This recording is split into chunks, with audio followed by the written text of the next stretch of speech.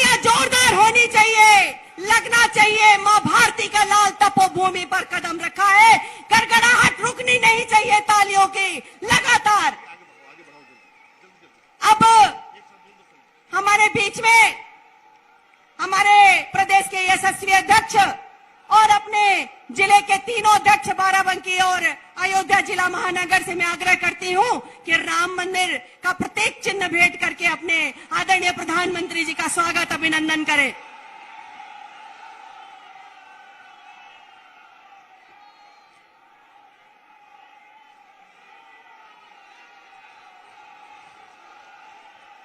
बहुत बहुत धन्यवाद। अब हमारे बाराबंकी और अयोध्या के सांसद, मैं उनसे निवेदन करूंगी कि बाराबंकी का जो गमछा विश्व में भी प्रसिद्ध है, ओडीओपी के, मैं गमछा उड़ाकर अपने आदरणीय प्रधानमंत्री जी का स्वागत अभिनंदन करें। लल्लू सिंह जी, उपेंद्र सिंह रावत जी।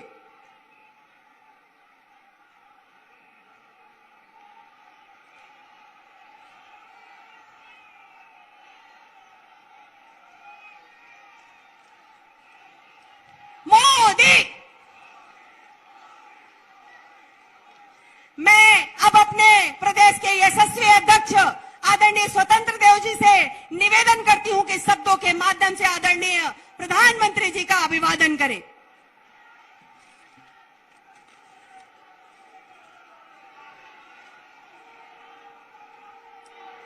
बाराबंकी के इस पावन भूमि पर पधारे 135 करोड़ देशवासियों के सेवक, विश्व के सर्वोच्च नेता माननीय प्रधानमंत्री नरेंद्र मोदी का हृदय से स्वागत अभिनंदन करता हूं। मित्रों, एक बार अपने स्थान पर खड़ा होकर मोदी मोदी मोदी,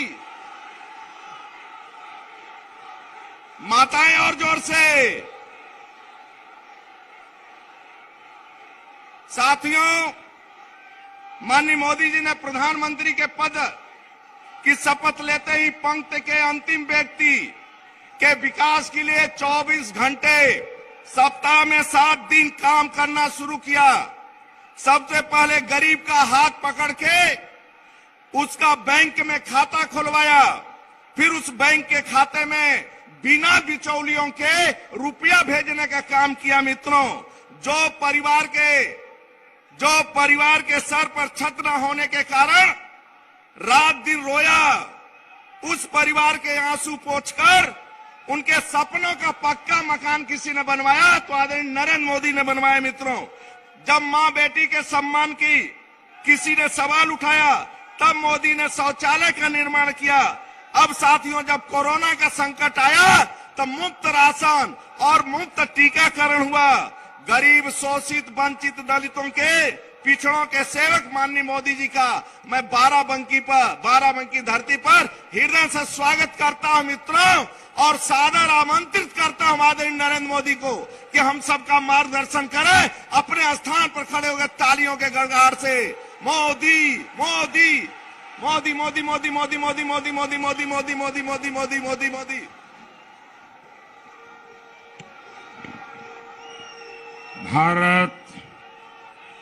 भारत माता की, भारत माता की।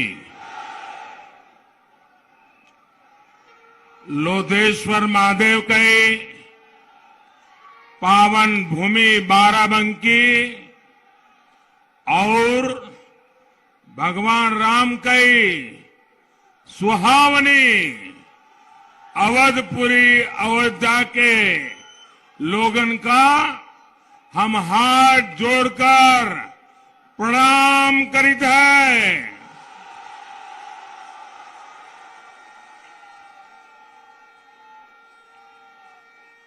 आप सभी के प्यार, आपके इस आशीर्वाद के लिए बहुत बहुत आभार व्यक्त करता हूं। मैं हेलीकॉप्टर से देख रहा था, जितने लोग यहां हैं उससे ज्यादा लोग बाहर हैं।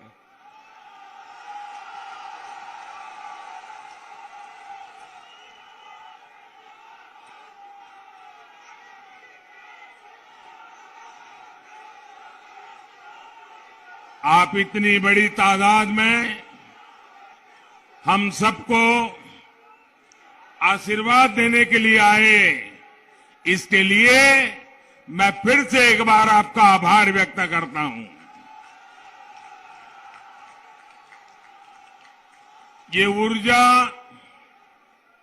ये उत्साह सिर्फ बाराबंकी और अयोध्या तक ही सीमित नहीं है, बल्कि आज चौथे चरण में जहां मतदान हो रहा है, वहां के मतदाताओं को भी भारी संख्या में मतदान करते देख करके पूरे देश के लोकतंत्र प्रेमियों को एक विशेष आनंद हो रहा है और सुबह सुबह बहुत बड़ी तादाद में मतदान के लिए निकले हुए सभी लोगों का मैं अभिनंदन करता हूं।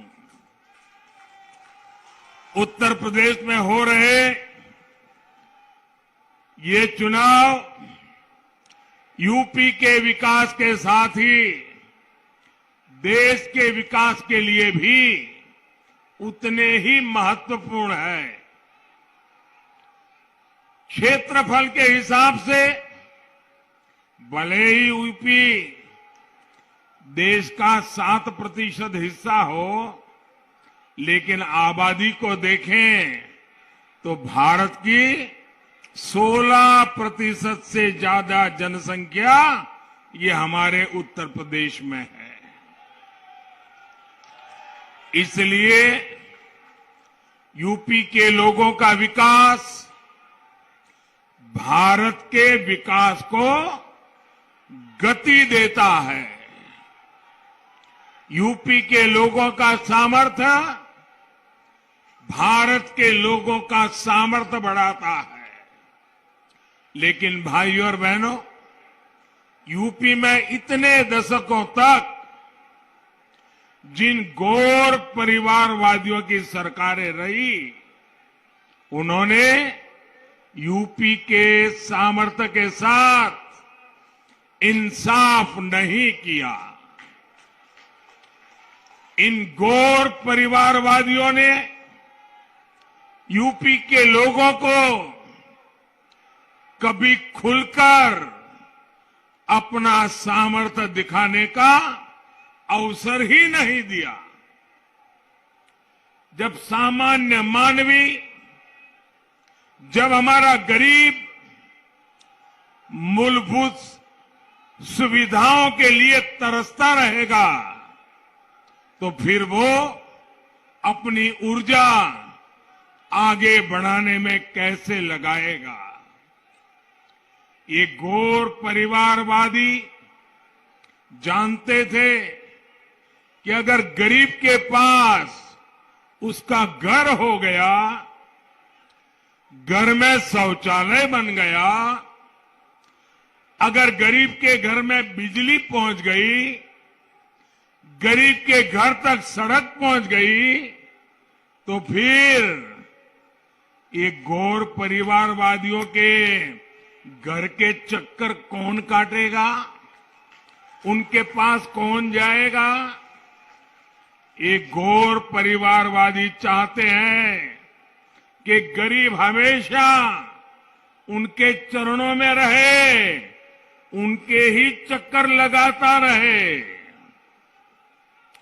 हम गरीब की चिंता करते हुए उनके जीवन से मुश्किलें कम करने का काम कर रहे हैं और इसलिए आज यूपी का गरीब भाजपा के साथ डटकर खड़ा है।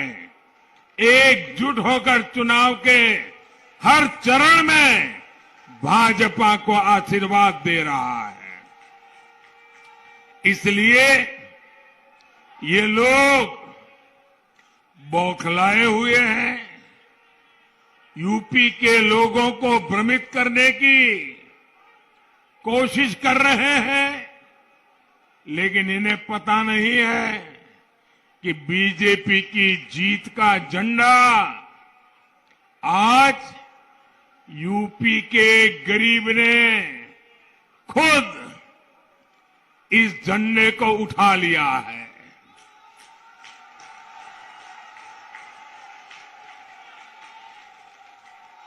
जिन 15 करोड़ लोगों को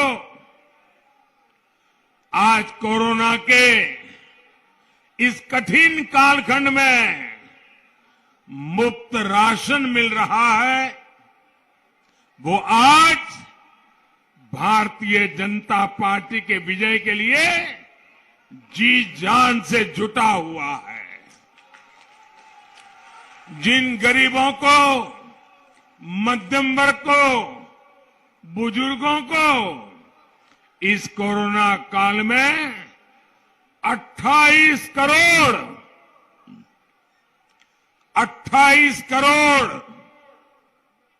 मुफ्त टीके लगे हैं, वो भाजपा के प्रतिनिधि बनकर उसकी जीत सुनिश्चित कर रहे हैं।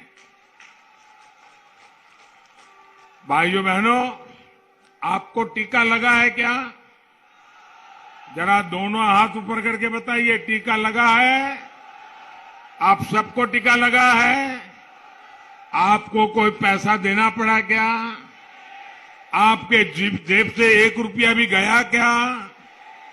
अब मुझे बताइए, 28 करोड़ लोगों के जिंदगी में इतना बड़ा सुरक्षा कवच दिया, तो वो मोदी को आशीर्वाद देगा कि नहीं देगा? भरपूर आशीर्वाद देगा कि नहीं देगा? तकलीफ उनको इसी बात की है। यही कोरोना वैक्सीन है जिनके कारण आज हमारे युवा स्कूल कॉलेज जा पा रहे हैं, व्यापार कारोबार चल पड़ा है, और इसलिए यूपी कह रहा है, आएगी तो भाजपा ही, आएगी तो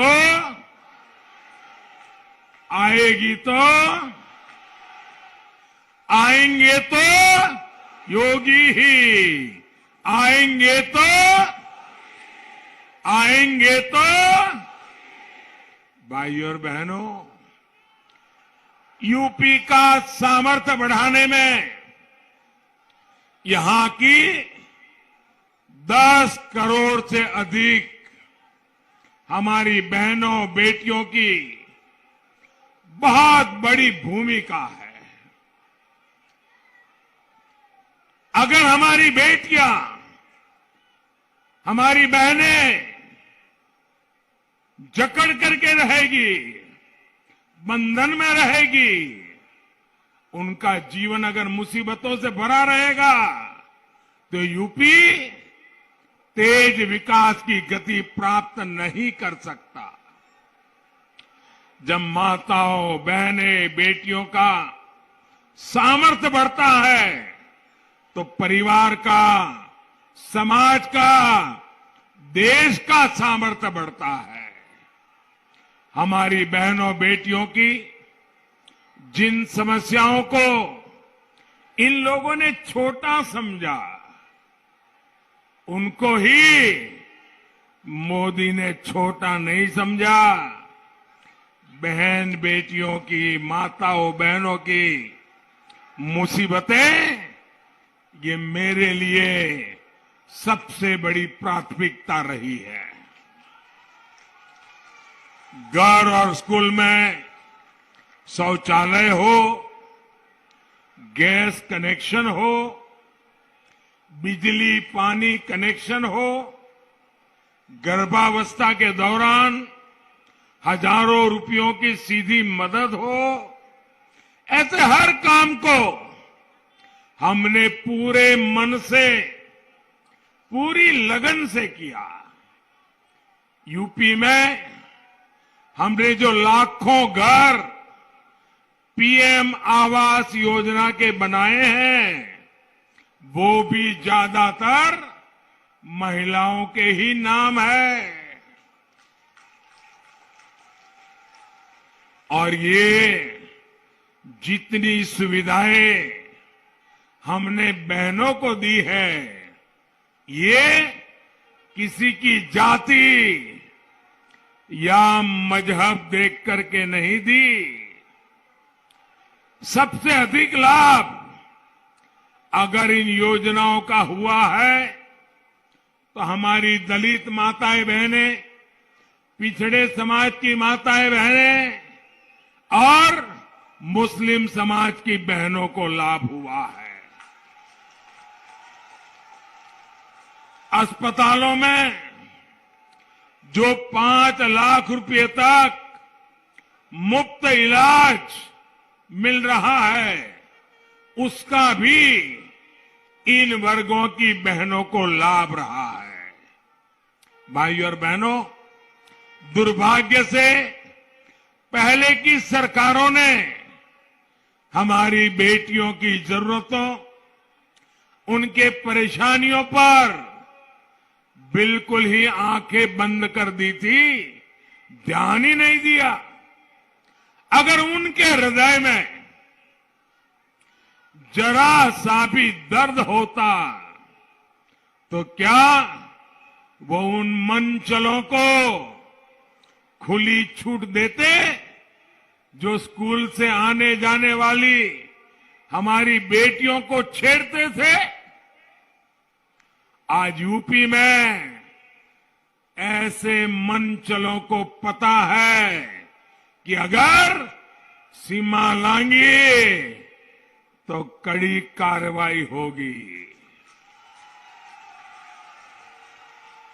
साथियों, 3 तलाक जैसी कुप्रथाओं ने कैसे मुस्लिम बेटियों को, पूरे परिवार को असुरक्षित कर दिया था, ये सब जानते हैं। और जो दावा करते हैं कि वो तो परिवार वाले हैं, उसमें बुरा क्या है? हम परिवार वाले हैं इसलिए परिवार का दुख जानते हैं। मैं जरा गौर परिवारवादियों से पूछता हूं, आप अगर परिवार के इतने गुणगान गाते हो तो आपको ये मेरी मुस्लिम बेटियों के दर्द की चिंता क्यों नहीं हुई? मेरी मुस्लिम बेटियों बहनों को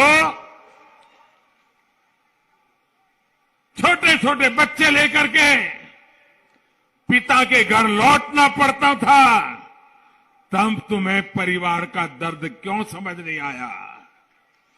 हम परिवार वाले नहीं हैं, लेकिन हर परिवार के दर्द को पहचानते हैं, क्योंकि पूरा हिंदुस्तान हमारा परिवार है, पूरा उत्तर प्रदेश मेरा परिवार है, आप सब मेरे परिवार के हैं। आपने वोट बैंक की वजह से इन लोगों ने मुस्लिम बेटियों के जीवन की पहाड़ जैसी दिक्कतों को देखने की भी फुर्सत नहीं थी, नजरअंदाज कर दिया। ये हमारी ही सरकार है जिसने इन मुस्लिम बहनों को 3 तलाक के दुष्चक्र से मुक्त किया है। और साथियों, आप ये भी समझिए, कुछ लोग बहुत बड़ी गलती करते हैं। ये सिर्फ बेटियों को सुरक्षा देता है ऐसा नहीं है, ये उन मुस्लिम बेटियों के पिता को भी सुरक्षा देता है, ये मुस्लिम बेटियों के भाई को भी सुरक्षा देता है, ये मुस्लिम बेटियों की माता को भी सुरक्षा देता है। क्योंकि बड़े अरमानों के साथ बेटी की शादी करा करके ससुराल भेजते हैं मां बाप, जीवन में कितना बड़ा आनंद और संतोष होता है। लेकिन वही बेटी 5-10 साल के बाद 3 तलाक, 3 तलाक, 3 तलाक सुन के जब घर लौट आती है, आप कल्पना कर सकते हैं उस बेटी के बाप पर कितनी बीतती होगी, उस बेटी के मां पर कितनी बीतती होगी, उस बेटी के भाई को कितना दर्द होता होगा। तुम परिवार वाले हो, अरे तुम्हें तो इस दर्द का पता चलना चाहिए था, तुम्हें नहीं चला, क्योंकि तुम्हें सिर्फ बैलेट बॉक्स ही दिखता है, तुम्हें किसी की जिंदगी नहीं दिखती है। हमारी बेटियों की सुरक्षा और सम्मान बढ़े, ये डबल इंजन की सरकार की हमेशा प्राथमिकता रही है। इसलिए 2014 में जब आपने हमें अवसर दिया तो हमने इसके लिए ईमानदारी से काम किया। भाजपा सरकार ने तय किया कि सभी राज्यों में महिलाओं की सुनवाई के लिए वन स्टॉप सेंटर, थानों में महिला हेल्प डेस्क और विशेष फास्ट ट्रैक कोर्ट्स बने। आपको हैरानी होगी, 6-7 साल पहले हमारे देश में महिला पुलिस कर्मियों की संख्या सिर्फ 1,10,000 थी। मैं पूरे देश की बात बताता हूं।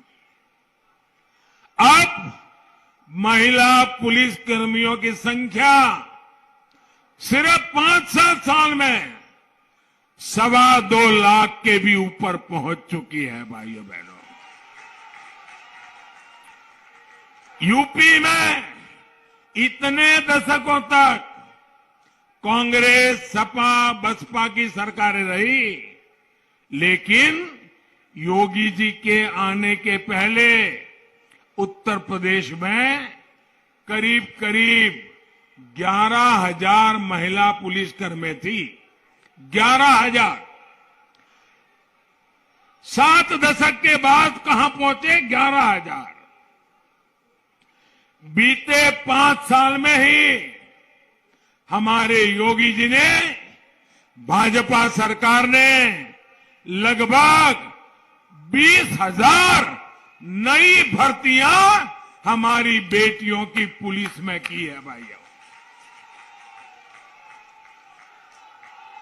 और इतना ही नहीं, हमने पुलिस में ही बेटियों की भागीदारी की ऐसा नहीं, बल्कि सीआरपीएफ, बीएसएफ, ऐसे अर्धसैनिक बलों और सेना में भी हम बेटियों की भागीदारी का विस्तार कर रहे हैं। आज बेटियां ज्यादा से ज्यादा संख्या में कमांडो बनकर देश और समाज को सुरक्षा दे रही है। सेना में भी हर मोर्चे को हमने बेटियों के लिए खोल दिया है। सैनिक स्कूलों, मिलिट्री एकेडमी में अब बेटियां भी पढ़ाई कर रही हैं, ट्रेनिंग ले रही है। भाइयों और बहनों, ये प्रयास बेटियों की सरकारी सेवाओं में अधिक भागीदारी के तो है ही, उससे भी अधिक ये बेटियों का आत्मविश्वास बढ़ाने का प्रयास भी है। हम ऐसे ही सामर्थ्यवान उत्तर प्रदेश की तरफ बढ़ रहे हैं। इसी के लिए आपसे फिर एक बार, दोबारा भारी समर्थन मांग रहे हैं। भाइयों और बहनों, 2017 से पहले के 1.5 दशकों में आपने देखा है कि इन लोगों ने बारी बारी से सत्ता भोग किया, लेकिन विकास को भी जाति और पंथ के दायरे में समेट दिया। हर सुविधा में ये लोग भेदभाव करते थे, पक्षपात करते थे। बाराबंकी और अयोध्या राजधानी लखनऊ से ज्यादा दूर नहीं है। यहां बिजली की क्या स्थिति थी? 2017 से पहले उत्तर प्रदेश में बिजली पैदा ही बहुत कम होती थी। जो पैदा होती थी वो दशकों पुरानी ट्रांसमिशन लाइनों, पुराने ट्रांसफार्मर्स का नेटवर्क, वही उसको खा जाता था। केंद्र सरकार ने पूरे देश में बिजली का उत्पादन बढ़ाने और ट्रांसमिशन पर बहुत अधिक काम किया। पहले गांव में ट्रांसफार्मर जल जाए, कई कई दिन तक बदला नहीं जाता था। गांव के गांव अंधेरे में रहते थे। योगी जी की सरकार में अब ट्रांसफार्मर बदलने में देरी नहीं होती। जल्द से जल्द बिजली लाने का प्रयास होता है। भाइयों और बहनों, ये मानव स्वभाव है कि जब किसी की एक आकांक्षा की पूर्ति होती है तो उसमें अगली आकांक्षा जाग जाती है। जैसे किसी को सामान्य सा मोबाइल मिल जाए तो फिर उसका मन करता है कि कुछ दिन बाद वो और अच्छा स्मार्टफोन खरीद पाए। इसी प्रकार जब विकास भी नई आकांक्षाओं को जन्म देता है। जिन गांवों में सड़क आ गई वहां सिंगल पट्टी है तो डबल पट्टी मांगेंगे, डबल पट्टी है तो ऑल वेदर रोड की आकांक्षा बढ़ती है। जहां हाईवे आ गए, रेल आ गई, वहां लोग एयरपोर्ट चाहते हैं। पहले बसपा और फिर सपा ने तो विकास की इस आकांक्षा को ही सीमित कर दिया था। इन्होंने तो आपको छोटी छोटी जरूरतों के लिए तरसा दिया था। इन दिनों आप सब टीवी वाले गांव गांव जाते हैं, लोगों से पूछते हैं,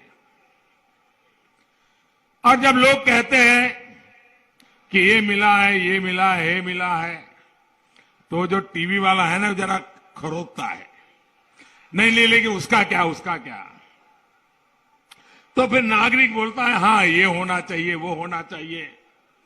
तो फिर टीवी वाले अगर जिसको पिछले 20 साल से मेरे जैसे लोग पसंद नहीं है, वो उसका अर्थ निकालते हैं, देखो लोगों को कुछ मिला नहीं है। लेकिन मैं उसमें से दूसरा अर्थ निकालता हूं। मैं देखता हूं कि मैंने आज देश में एक वातावरण पैदा किया है, जिस वातावरण से लोगों की चाह बढ़ी है। उनको लगता है इतना तो हुआ और अधिक होना चाहिए, इतना तो हुआ और अधिक होना चाहिए। और लोग पहले तो कहते ही नहीं थे, पहले तो ये कहते थे भाई क्या करें, हम तो गरीब के घर में पैदा हुए, ये इलाका ही ऐसा है, लोग ये चलो भाई भगवान ने जन्म दिया गुजारा कर लेंगे। आज ऐसा नहीं कह रहे हैं।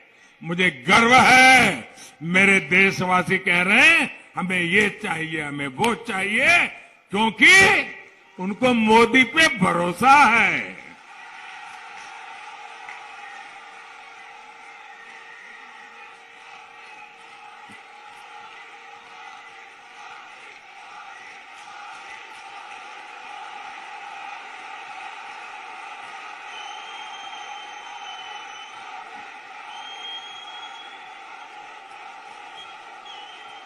भाइयों बहनों, डबल इंजन सरकार आपको बड़े सपने देखने का और उन्हें पूरा करने का प्रोत्साहन दे रही है। पूर्वांचल एक्सप्रेस ऐसा ही एक प्रयास है। ये एक्सप्रेस वे इस पूरे क्षेत्र में रोजगार, व्यापार, कारोबार को गति देने वाला है। इसके इर्द गिर्द लगने वाली फैक्ट्रियां आने वाले सालों में इस क्षेत्र की तस्वीर बदलने वाले हैं। अयोध्या में हो रहा एयरपोर्ट का विस्तार इस क्षेत्र की कनेक्टिविटी को और सशक्त करने वाला है। इससे देश और दुनिया के पर्यटकों के लिए, श्रद्धालुओं के लिए आवाजाही बहुत आसान हो जाएगी।